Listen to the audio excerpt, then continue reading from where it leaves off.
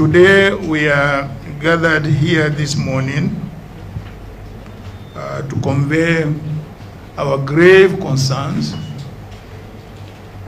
with challenges that our democratic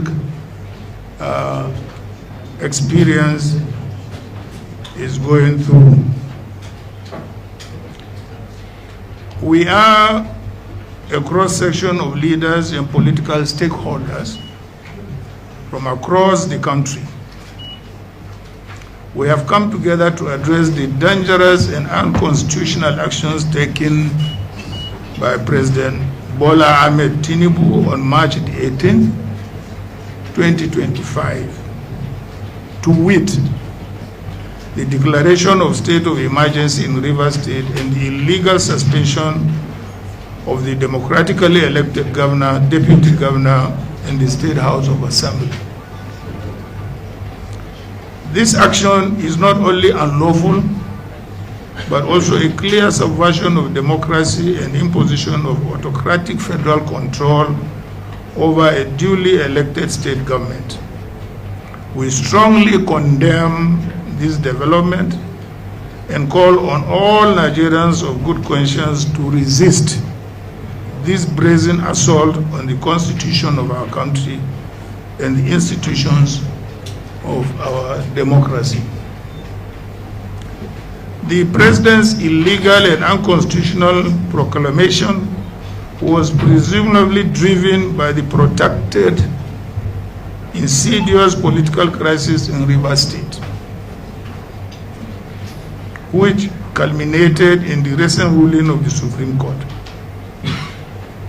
Naturally, we expected all parties to the dispute to follow laid down procedures and in good faith to comply or to promptly implement the judgment of the highest court of the land. We know that despite proactive statements and belligerent attitude of these opponents, Governor Fubra has demonstrated goodwill and appeared disposed to the implementation of the ruling of the Supreme Court. However, rather than rise above the fray, the president yielded to petty favoritism and betrayed the oath that he solemnly swore to before God and man, which was to do, and I quote, do right to all manner of people according to law, without fear or favor, affection, or ill will, and I quote. If President Tinubu had conveniently disguised his true intention in the past, his broadcast to the nation on 18th March 2025 betrayed his bias and fell far below the standard of comportment expected from his exalted office. Now, let's go to the various constitutional violations. Number one, illegal removal of a governor and state assembly. Without any doubt, the Nigerian Constitution does not empower the president to remove an elected governor, deputy governor, or state assembly under any circumstances. The procedure for removing a governor is clearly outlined in Section 188 of the Constitution of the Federal Republic of Nigeria, 1999, as amended, through an impeachment process initiated by the State House of Assembly, not by presidential proclamation or arbitrary pronouncement. Number two, misuse of Section 305 of State of Emergency. Section 305 of the Constitution allows the President to declare a state of emergency only in the extreme cases where public safety, national security, or Nigeria's sovereignty is at serious risk. However, it does not grant him the power to suspend elected officials or to demolish democratic structures as he has brazenly done in Rivers State. Furthermore, Section 305(1) states that any proclamation of emergency is subject to the provisions of the Constitution, meaning it cannot override the tenure and removal procedures of a governor. Number three, failure to meet constitutional requirements for emergency rule. The conditions under Section 3053 for declaring a state of emergency include the following. 1. War or external aggression, breakdown of public order and safety, natural disasters or any other grave emergency threatening Nigeria's corporate existence. None of these conditions exist in the current circumstances in Rivers State. There is no war, no widespread violence, and no breakdown of law and order warranting emergency declaration. Failure to follow due process. Even if an emergency declaration were valid, which it is not, it will still require a 2/3 majority approval of all members of the National Assembly. That is at least 72 senators and 240 members of the House of Representatives. If this approval is not secured, the proclamation must automatically cease to have effect. Number 5, alternative legal avenues were ignored. If the issue was the defection of the Rivers State House of Assembly, the President could have encouraged the National Assembly to intervene under Section 11 of the Constitution. However, even under such an intervention, the governor and deputy governor cannot be removed by any arm of government except through constitutional means, as the proviso to Section 11(4) clearly provides. A manufactured crisis for political control. This state of emergency declaration is not about security. It is about power grabbing and control in Rivers State. The disagreements within Rivers State stem from the defection of 27 assembly members from the PDP to the APC, their loss of seats under constitutional provisions, and the subsequent political maneuvering to undermine the governor's mandate. Rather than allowing the law to take its course, the federal government has engineered a crisis to justify this obviously premeditated and brazenly cynical and unconstitutional action. We find the federal government excuse of pipeline vandalism quite untenable and even laughable.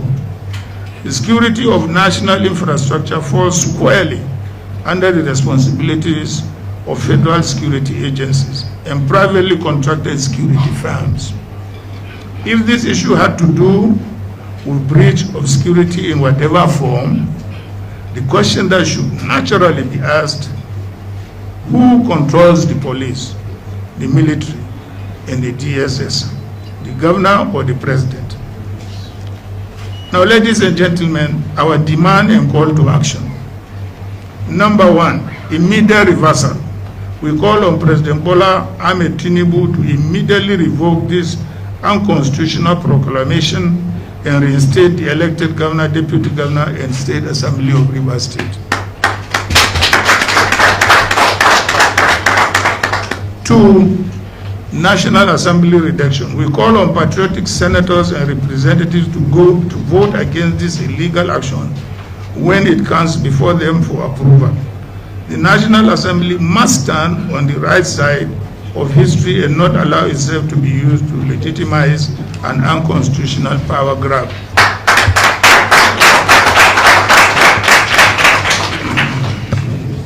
3, judicial intervention. We urge the judiciary to act swiftly in striking down this proclamation, as it sets a dangerous precedent that could be used to arbitrarily remove any governor in the future. I am very happy to read the ruling of a judge in Rivers State which directed a status quo. Number 4, Nigerians must defend democracy. It is not only the responsibility of the opposition to defend democracy. It is the responsibility of all Nigerians, all of you, to defend democracy. Otherwise, there won't be a Nigeria. We call on all civil society organizations, political groups, and Nigerians of good conscience to stand firm in the defense of this democracy that we all have toiled to build. Rivers State is not a conquered territory, and Nigeria is not a dictatorship requiring the replacement of an elected governor with a military administrator. We recall that even when a previous administration had declared a state of administration in parts of the country bedeviled by insurgency and acts of terrorism, the governors of the concerned states were not removed from office, as this administration has done. This action by Tinubu therefore represents a new law for our country. Distinguished ladies and gentlemen, the historical unrest in the Niger Delta should not be forgotten so soon. Past administration had made great efforts and sacrifices to restore peace and stability to the Niger Delta, which is critical to the economic health and stability of Nigeria itself. This federal government should not manufacture political crises that could disrupt the fragile stability and return the country to the past that we have all prayed to leave behind for good.